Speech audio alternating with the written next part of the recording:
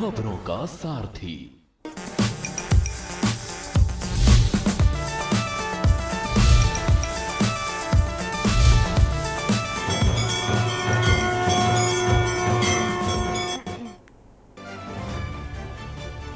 मुख्यमंत्री पुष्कर सिंह धामी की अध्यक्षता में सचिवालय में हुई कैबिनेट की बैठक। लोकसभा चुनाव के बाद हुई बैठक में कई महत्वपूर्ण प्रस्तावों पर लगी मुहर।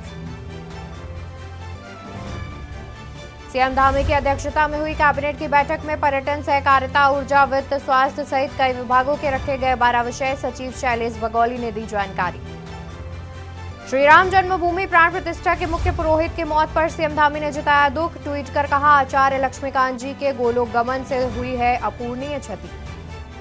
काशीपुर से रामनगर के मध्य सड़क चौड़ीकरण कार्य संपन्न होने के बाद पर्यटकों का आवागमन होगा सुगम। सीएम धामी ने ट्वीट कर पीएम मोदी को दिया धन्यवाद। राज्य सरकार के कार्मिकों को प्राइवेट बैंक के जरिए दिए जाएंगे एक्सीडेंटल क्लेम। बिना प्रीमियम के पा सकेंगे लाभ। सरकार द्वारा चयनित बैंकों में अकाउंट होने से ही ले सकेंगे लाभ। कैबिनेट मंत्री और बागेश्वर जिला प्रभारी मंत्री सौरभ बहुगुणा जिला पंचायत योजना की बैठक लेने पहुंचे। बागेश्वर विकास योजनाओं के लिए स्वीकृति की 60 करोड़ की धनराशि। आप देख रहे हैं के न्यूज, खबरों का सारथी। नमस्कार, मैं हूं आपके साथ अवंतिका अवस्थी और हम बात करेंगे उत्तराखंड की खबरों पर, जहां उत्तराखंड की धामी सरकार की ओर से पिछले वर्ष आयोजित की गई ग्लोबल इन्वेस्टर्स समिट के सकारात्मक परिणाम दिखने लगे हैं। दरअसल देश का प्रमुख औद्योगिक समूह टाटा ग्रुप उत्तराखंड में एक बड़ा निवेश करने जा रहा है। इसके तहत टाटा ग्रुप उधम सिंह नगर में इलेक्ट्रॉनिक सिटी विकसित करेगा। सचिव आर मीनाक्षी सुंदरम ने बताया कि इलेक्ट्रॉनिक सिटी के लिए टाटा ग्रुप के अधिकारी उधम सिंह नगर में खुफरिया फॉर्म का मुआयना कर चुके हैं। टाटा के इलेक्ट्रॉनिक्स प्रोजेक्ट में सहयोगी ताइवान की कंपनियों के प्रतिनिधि जनवरी 2025 में उत्तराखंड आएंगे और उनका कार्यक्रम तय हो गया है।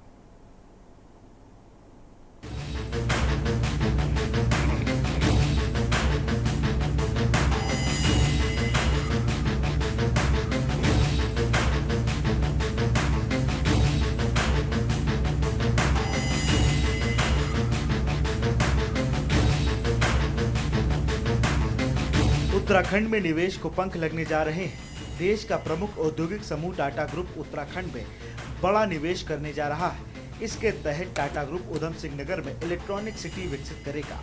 सचिव आर मीनाक्षी सुंदरम ने बताया कि इलेक्ट्रॉनिक सिटी के लिए टाटा ग्रुप के अधिकारी उधम सिंह नगर के खुपरिया फार्म का मुआयना कर चुके हैं। टाटा के इलेक्ट्रॉनिक्स प्रोडक्ट में सहयोगी ताइवान की कंपनियों के प्रतिनिधि जनवरी 2025 में उत्तराखंड आएंगे। उनका कार्यक्रम तय हो गया है। इससे 10,000 लोगों को रोजगार मिलने की संभावना है।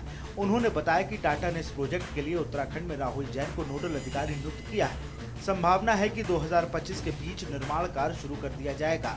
वहीं भाजपा टाटा समूह की ओर से उत्तराखंड में निवेश करने के फैसले को सरकार की बड़ी जीत बता रही है, जबकि कांग्रेस भाजपा को इंतजार करने की सलाह दे रही है। देखिए, विपक्ष का काम तो जनता को भ्रमित करने वाले सवाल उठाने का रहता है, लेकिन भारतीय जनता पार्टी की उत्तराखंड सरकार पुष्कर सिंह धामी जी के नेतृत्व में इस प्रदेश को औद्योगिक विकास के रास्ते पर, युवाओं को तेज़ी से रोजगार के रास्ते पर आगे बढ़ाने पर लगी है। और उसी पॉलिसी के तहत मुख्यमंत्री जी के सफल प्रयासों में ग्लोबल इन्वेस्टर समिट का आयोजन किया गया। एक भव्य आयोजन के रूप में हम सब ने देखा भी है। अब धीरे धीरे वह सब कड़ियाँ जुड़ने का काम कर रही हैं। टाटा समूह के द्वारा एक ऐसा शहर बसाने का की जो परिकल्पना है, इसमें मैं जो देख पाता हूँ, इसमें मैं हज़ारों सैकड़ों लोगों को, युवाओं को रोजगार मिलते हुए देख पाता हूँ। देखिए, जो समाचार पत्रों से हमको पता चला है उससे तो ये निकल कर आ रहा है कि कब नौमन तेल होगा और कब राधा नाचेगी, क्योंकि अभी ताइवान की जिस कंपनी ने टाटा समूह के साथ पैक्ट कर रखा है वो 2025 में आएंगे। तो अगर इसमें तेजी दिखा रहा होता टाटा समूह तो अपनी ताइवान की कंपनी को, सहयोगी कंपनी को इसी साल बुलाते और चटमंगनी पट ब्याह कर देते। लेकिन यहाँ तो जिस तरह से हीला हवाली या देरी की जा रही है उससे साफ दिखाई पड़ रहा है कि कोई खास रुचि जो है ताइवान की कंपनियों की या टाटा समूह की इस प्रोजेक्ट में नहीं है। और सरकार की तरफ से कुछ ज्यादा ही बड़े दावे किए जा रहे हैं। किसी भी कंपनी को निवेश करने के लिए किसी भी प्रदेश में अच्छी कानून व्यवस्था सबसे पहले पहले चाहिए, बिजली पानी दूसरे नंबर पे चाहिए, अच्छी सड़क व्यवस्था चाहिए, लेकिन कानून व्यवस्था का हाल आप देख ही रहे हैं। दिन दहाड़े यहाँ मर्डर हो जा रहे हैं, यहाँ चोरियाँ डकैतियाँ हो जा रही हैं, यहाँ बलात्कार हो जा रहे हैं, तो सज़ा नहीं मिल रही बलात्कारियों को। तो कानून व्यवस्था तो पूरी तरह से पटरी से उतर चुकी है। पिछले एक हफ्ते के ही जो वारदातें हैं वो उसकी वानगी बताने के लिए काफ़ी हैं। आपको बता दें कि टाटा समूह इलेक्ट्रॉनिक और चिप सेमीकंडक्टर की बढ़ती मांग को देखते हुए इस ओर अपनी सक्रियता बढ़ा रहा है। वहीं उत्तराखंड में इन्वेस्टर समिट के उद्योगों की स्थापना को आए प्रस्तावों ने ऊर्जा निगम समेत पिटकुल की भी चिंता बढ़ा दी है। दरअसल 18,000 करोड़ के प्रस्ताव की ग्राउंडिंग हो गई है। इसके साथ ही दूसरे प्रस्तावों पर भी तेजी से काम चल रहा है। इन सभी उद्योगों के आने के बाद बिजली की डिमांड 665 मेगावाट तक बढ़ जाएगी। इसके साथ ही पानी की मांग में भी बढ़ोतरी होगी। कांग्रेस का कहना है कि बिना इन उद्योगों के धरातल पर उतरे ही प्रदेश की जनता बिजली पानी की कटौती से परेशान है, इसके लिए आंदोलन कर रही है। ऐसे में सरकार कैसे इस मांग को पूरा कर पाएगी? वहीं सत्ता पक्ष विपक्ष पर मुद्दा विहीन होने का आरोप लगा रहा है। जैसा कि मैं आपके चैनल के माध्यम से अपनी आवाज़ सरकार तक पहुंचाना चाहूँगा कि आज की डेट में 15 दिन से नगरवासी धरना दे रहे हैं बड़कोट में, और एक ही समस्या उनकी पानी की। लगातार 3 महीने से जो है पानी की इतनी समस्या है बड़कोट नगर में कि हमारी माताएं बहनें उनकी तबीयत खराब होने लगी है। तो जब हमने उनका संघर्ष देखा तो हाँ, आज हमें हमारे व्यापारियों के द्वारा मजबूरन हमें पूर्णबंदी बाजार बंद करना पड़ा। और जो आज हमारे व्यापारी यात्रा सीजन चल रहा, पैसा कमाने के लिए बैठे थे, और उनका जो त्याग करा, उस त्याग को देखते हुए आज संपूर्ण नगर का जो हमारा बाजार है वो इस समर्थन में, और एक ही मांग है कि बड़कोट की जो पंपिंग योजना है वो जल्दी से जल्दी स्वीकृत हो।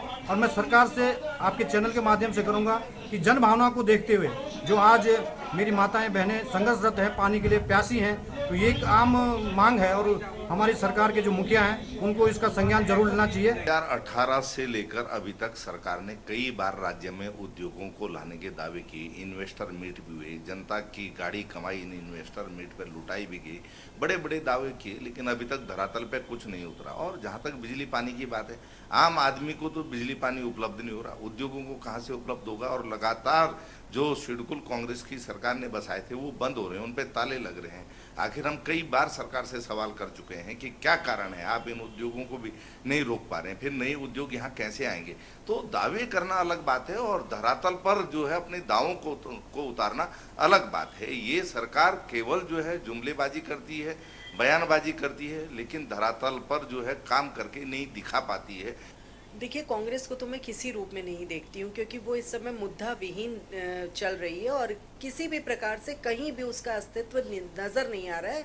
जितनी बड़ी बड़ी बातें कर रही थी कि लोकसभा में 5 की 5 सीट हम लेकर आएंगे, तो जनता ने उनको उनका आईना दिखा दिया है कि वो किस स्तर पर आज खड़े हैं उत्तराखंड में। पहले अपनी टूट फूट को समेटने का प्रयास करें, अपना पुत्र मोह और पुत्री मोह छोड़ने का प्रयास करें, उसके बाद किसी योजना पर अगर सवाल उठाते हैं तो बात समझ में आती है। और कहते हैं ना कि मोतियाबिंद का जब कोई ऑपरेशन करा कर आता है तो उसे हर जगह काला काला नजर आता है। तो इस समय उन्होंने वही मोतियाबिंद को ऑपरेशन कराया है और अच्छी चीज़ में भी उन्हें काली चीज़ नजर आ रही है। तो कृपया करके अपने नेत्र को सही तरीके से यूज़ करें और जहां विकास हो रहा है उस विकास की दृष्टि में अपना सहयोग करें, न कि उसका उपहास बनाएं।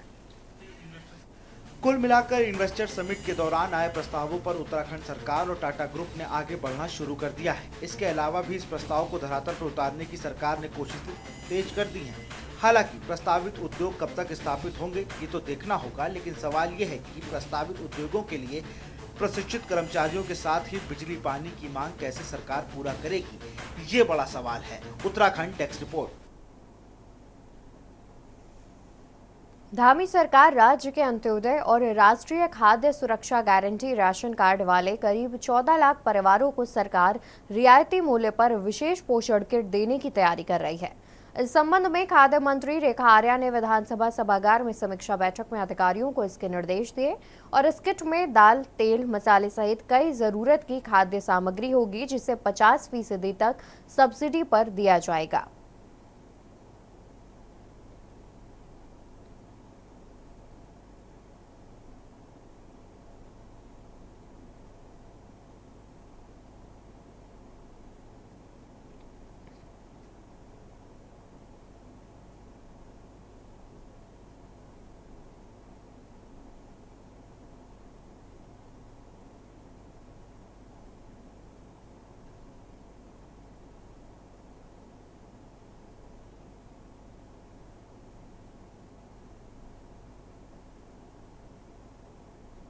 देवभूमि उत्तराखंड में चल रही चारधाम यात्रा में रोजाना भारी संख्या में यात्री आ रहे हैं, जिसे देखते हुए धामी सरकार लगातार अलर्ट मोड पर काम कर रही है।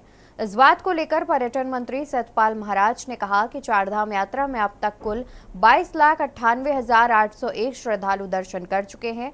साथ ही उन्होंने कहा कि जैसे जैसे यात्रियों की संख्या बढ़ेगी तो इसके मुताबिक अवलोकन करते हुए लोगों को दर्शन करने दिया जाएगा और सभी सीनियर सिटीजन यात्रियों से निवेदन है कि धामों पर जाने से पहले एक रात का विश्राम जरूर करें।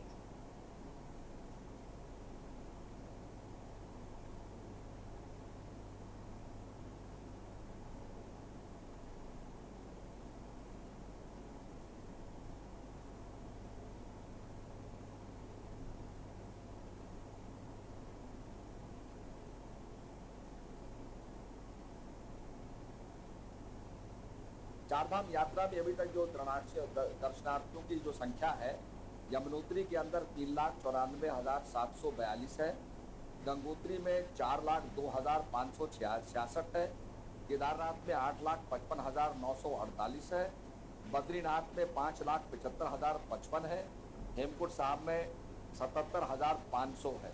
अभी तक कुल यात्री जो है 22,98,801 श्रद्धालु दर्शन कर चुके हैं और जैसे जैसे हमारी जो संख्या है वो बढ़ेगी तो निश्चित रूप में जैसे स्थिति होगी उसको अवलोकन करते हुए लोगों को जाने दिया जाएगा, लोग दर्शन करेंगे। और हम ये चाहते हैं कि जो हमारी SOP है उसका फॉलो करें और जो सीनियर सिटीजन है उनसे हमारा आग्रह है कि जो आपकी यात्रा है उसमें एक विराम जरूर दें, एक रात्रि का विश्राम करें। उत्तराखंड के कैबिनेट मंत्री और बागेश्वर जिला प्रभारी मंत्री सौरभ बहुगुणा जिला पंचायत योजना की बैठक लेने बागेश्वर पहुंचे। बागेश्वर पहुंचकर प्रभारी मंत्री सौरभ बहुगुणा ने बागेश्वर जिले की विकास योजनाओं के लिए करीब 60 करोड़ की धनराशि की स्वीकृति दी है। पिछली बार के बजट की तुलना में 8 करोड़ रुपए बागेश्वर जिले के लिए अधिक बढ़ाया गया है। मीडिया से बातचीत करते हुए सौरभ बहुगुणा ने कहा कि प्रदेश सरकार की कोशिशें हैं कि बागेश्वर और कपकोट में बराबर का फंड बटे। पशुपालन विभाग, मत्स्य विभाग, दुग्ध और शिक्षा विभाग के लिए बजट बढ़ाया गया है। बजट में रोजगार परक योजनाओं को बागेश्वर जिला स्तर पर बढ़ावा देने में सरकार का फोकस है। बागेश्वर जिले के सभी जिला पंचायत सदस्यों और जनप्रतिनिधियों का बजट में सम्मान किया गया है। बागेश्वर जिले की जनता से जुड़ी योजनाओं को भी बजट में शामिल किया गया है।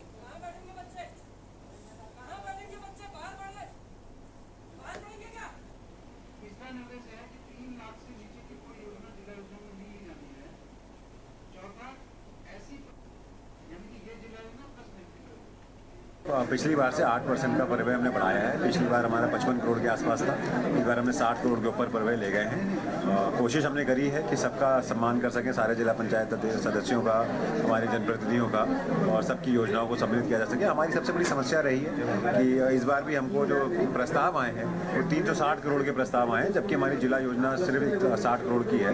तो कोशिश हमने करी है सबके प्रस्तावों को एडजस्ट करने की। कोशिश ये भी है कि कपकोट और बागेश्वर जो है दोनों विधानसभाओं में बराबर फंड बटे, किसी का ये आरोप ना लग पाए कि हमने किसी को फेवर किया है। तो हमने जो भी फंड इस बार दिया है वो कपकोट के नाम से और बागेश्वर के नाम से किया है। 50-50% डिस्ट्रीब्यूट करके दिया है दोनों विधानसभा को।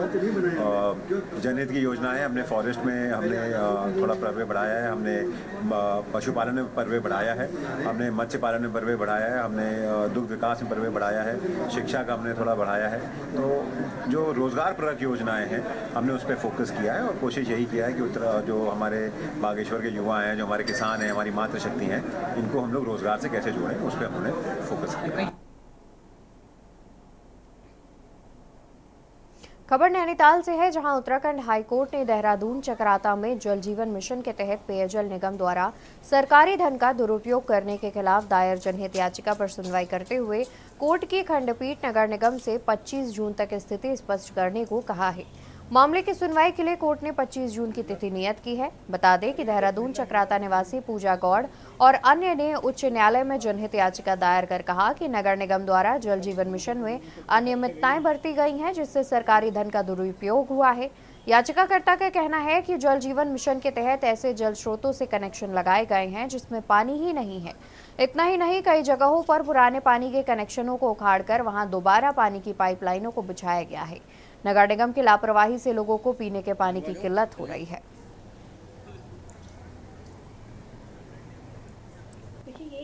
याचिका पूजा और एक जो सामाजिक कार्यकर्ता हैं उन्होंने लगाई थी, जो चक्राता डिवीजन है जो देहरादून डिस्ट्रिक्ट में आता है, वहाँ पे जो पेयजल निगम है, कई मामले ऐसे सामने आ रहे हैं कि वहाँ पे जो टेंडर इशू हो रहे हैं वो काफ़ी फॉल्स टेंडर इशू हो रहे हैं कि जल स्रोत तो होता नहीं है और हम हर घर जल से नल जो स्कीम है जो जल जीवन मिशन की होती है उसके अंदर हम कोई जहाँ जल स्रोत नहीं है वहाँ से जल ले जा रहे हैं, जहाँ ऑलरेडी स्कीम्स हैं, ऑलरेडी पाइपलाइन जिन घरों में जारी है उन जगहों पे भी हम दोबारा क्या तो अभी एक न्यूज़पेपर में रिपोर्ट आई थी कि पाइपलाइन तोड़ के दोबारा पाइपलाइन बना रहे हैं।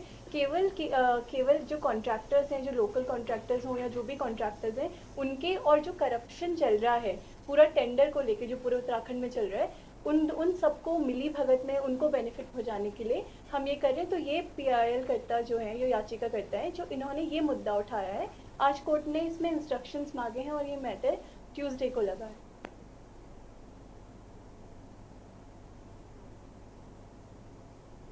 लक्सर तहसील में पिछले 11 दिनों से लेखपाल कानूनगो संघ का धरना जारी है। लेखपाल के साथ मारपीट किए जाने के मामले में आरोपियों की गिरफ्तारी की मांग को लेकर लेखपाल कार्य बहिष्कार पर है, जिससे तहसील में अपने काम के लिए पहुंचने वाली जनता को परेशानी उठानी पड़ रही है। दरअसल 11 जून को लेखपाल अंजू काम्बोज प्रतापपुर गांव में खनन की एक शिकायत पर जांच करने पहुंचे थे। आरोप है कि इस दौरान प्रतापपुर के ग्राम प्रधान ने अपने समर्थकों के साथ लेखपाल से मारपीट की और लक्सर कोतवाली में इसको लेकर मुकदमा दर्ज कराया गया, लेकिन आरोपियों की गिरफ्तारी नहीं की गई, जिसके बाद लक्सर तहसील के लेखपाल कार्य बहिष्कार पर चले गए और तहसील में ही धरना शुरू कर दिया। लेखपालों के धरने के कानूनगो संघ और अन्य संगठनों का समर्थन भी मिला। आरोपियों पर कार्रवाई न किए जाने को लेकर लेखपाल पुलिस की कार्यशैली पर सवाल उठा रहे हैं।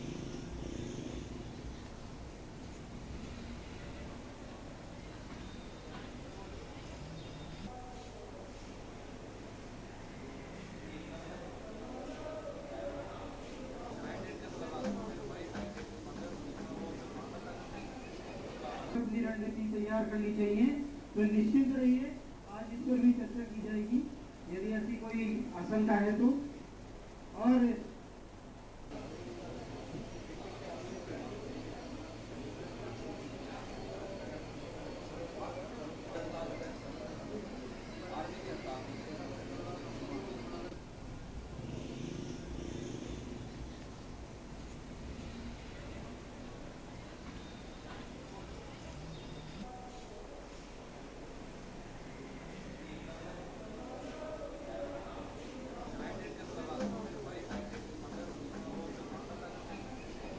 अपनी रणनीति तैयार करनी चाहिए, तो निश्चित रहिए आज इस पर भी चर्चा की जाएगी यदि ऐसी कोई आशंका है तो। और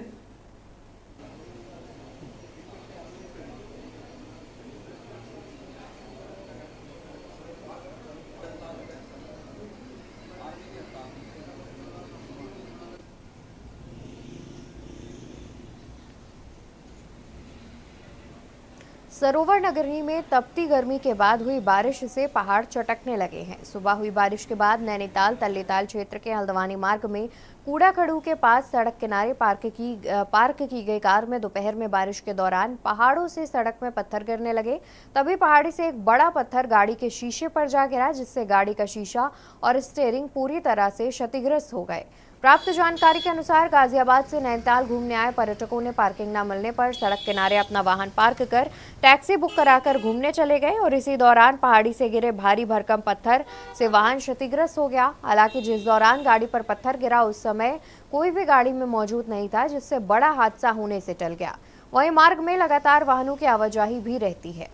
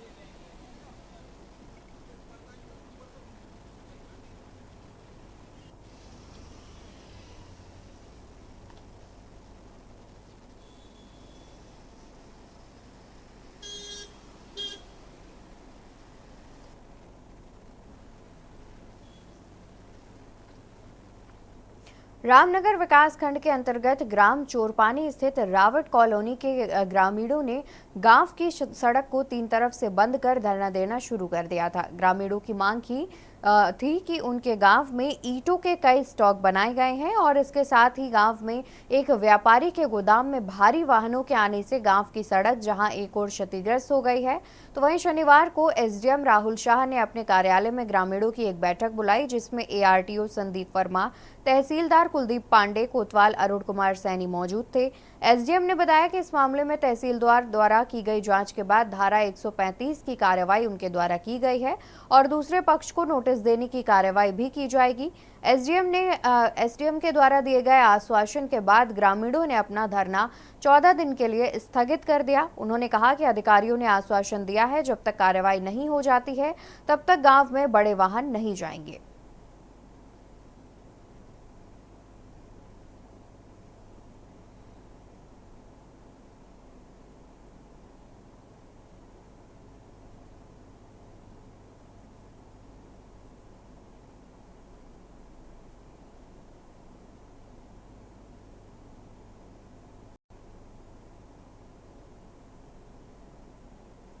देखिए, जो हमारा चोरपानी क्षेत्र है, उस क्षेत्र में एक जो है व्यापारी का बहुत बड़ा गोदाम है वहाँ पे, जिसमें 100-150 ट्रक डेली आते हैं, ईंट, रेत, बजरी, सरिया, सीमेंट के, और जगह जगह पर कई सारे उन्होंने जो है वहाँ पे ये ईंटों के स्टॉक खोल दिए थे, जिसको लेकर ग्रामीणों में काफ़ी लंबे समय से रोष था, जिसको लेकर कल 21 तारीख को सुबह 9 बजे से 3 रास्तों पर धरना शुरू कर दिया था ग्रामीणों ने।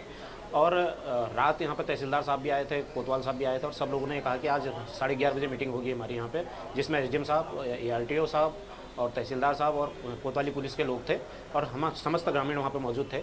और उसमें तय किया गया है कि प्रशासन ने तय किया गया है कि हम अभी फ़िलहाल तो वहाँ पर कोई भी गाड़ी जो है चोरपानी के अंदर एंटर नहीं करने देंगे।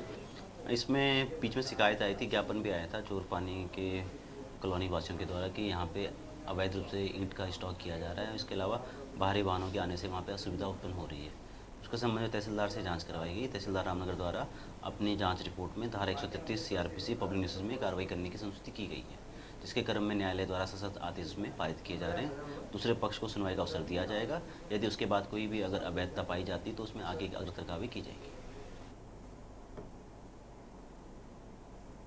खबर लक्सर से है। लक्सर और रुड़की जीआरपी थाने की संयुक्त टीम ने एक फर्जी पुलिस वाले को गिरफ्तार किया है। आरोपी युवक उत्तराखंड पुलिस की फर्जी वर्दी पहनकर लोगों पर रौब गालिब कर उन्हें लूटने का काम करता है। पुलिस ने इसके कब्जे से 3 चोरी के मोबाइल, पुलिस की फर्जी वर्दी, बैच, नेम प्लेट भी बरामद किए। पड़ताल में सामने आया कि युवक पर कई मुकदमे भी दर्ज हैं। एसपी जीआरपी सरिता डोभाल ने प्रेस कॉन्फ्रेंस कर पूरे मामले का खुलासा किया और बताया कि जीआरपी पुलिस को शिकायत मिल रही थी कि पुलिस वाला लोगों पर रौब गालिब कर उन्हें लूटने का काम कर रहा है। शिकायत मिलते ही पुलिस टीम का गठन किया गया। रेलवे स्टेशन पर लगे सीसीटीवी फुटेज के आधार पर आरोपी को चिन्हित किया गया और सफलता हासिल करते हुए आरोपी युवक को पुलिस की फर्जी वर्दी में ही रुड़की रेलवे स्टेशन से गिरफ्तार किया गया।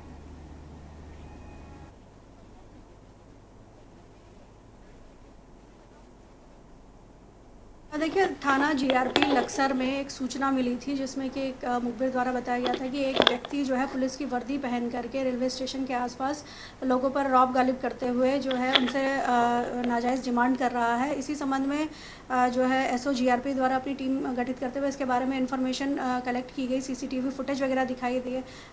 देखे तो एक व्यक्ति को आइडेंटिफाई किया गया, जिसको कि पूछताछ की गई तो उसके द्वारा जो है फर्जी पुलिस की वर्दी पहन करके और नेम प्लेट लगा करके लोगों में अपना रौब दिखा रहा था। उसके बारे में जब पता किया गया तो पूर्व में भी उसमें मुकदमे पंजीकृत हैं, जिसमें कि लूट के मुकदमे उस पर पंजीकृत हैं, जिसमें पूर्व में ही उसके द्वारा वर्दी पहनकर ही लोगों से लूट की गई है। और गिरफ्तारी के समय उसके पास से 3 मोबाइल भी बरामद हुए हैं, जो कि चोरी से संबंधित हैं। जो अभियुक्त है उसको गिरफ्तार कर पेश किया जा रहा है और जो भी उसका रिकॉर्ड है उसको वेरीफाई किया जा रहा है। जो भी तथ्य प्रकाश में आएंगे उस पर आगे कार्रवाई की जाएगी।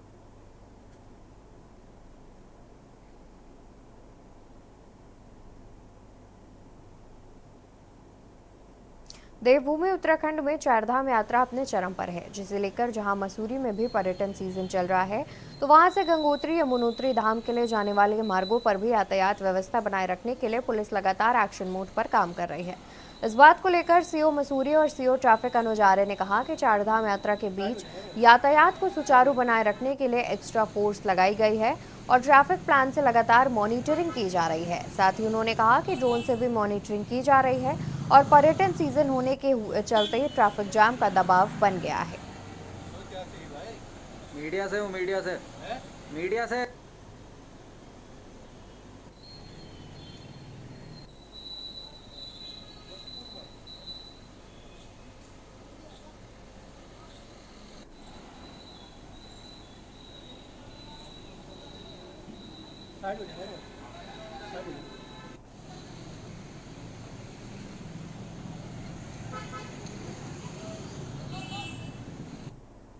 और उत्तराखंड खबरों में फिलहाल के लिए बस इतना ही। आप देखते रहिए के न्यूज़ इंडिया। नमस्कार।